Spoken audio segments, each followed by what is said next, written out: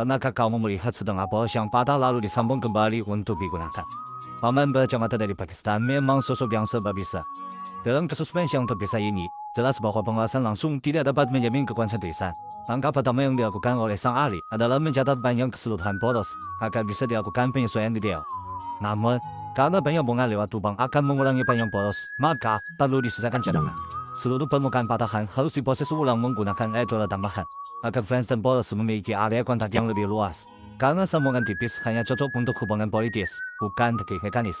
Polos yang akan disambungkan ke dalam fans juga harus dibobot terlebih dahulu untuk menghilangkan bekas las yang kasar, bukan cuma soal tampilan, tapi untuk memastikan lubang sambungan akurat. Bahkan diameter lubang pun harus sesuai, karena inilah kunci untuk mencegah pemerikan panjang keseluruhan. Namun, sambungan khas dengan panjang seperti ini pasti akan miring. Oleh karena itu, di dalam fans harus dibuat ulio.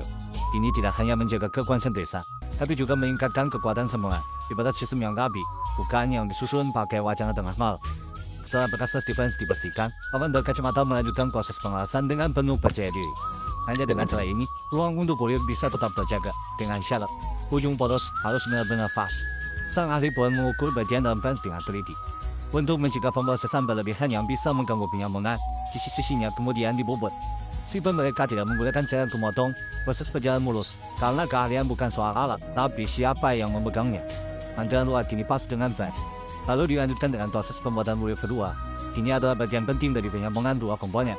Bahkan penjual gorengan pun berhenti sejenak, hanya untuk melihat keterampilan paman berkacamata. Sekarang fans bisa dihubungkan kembali.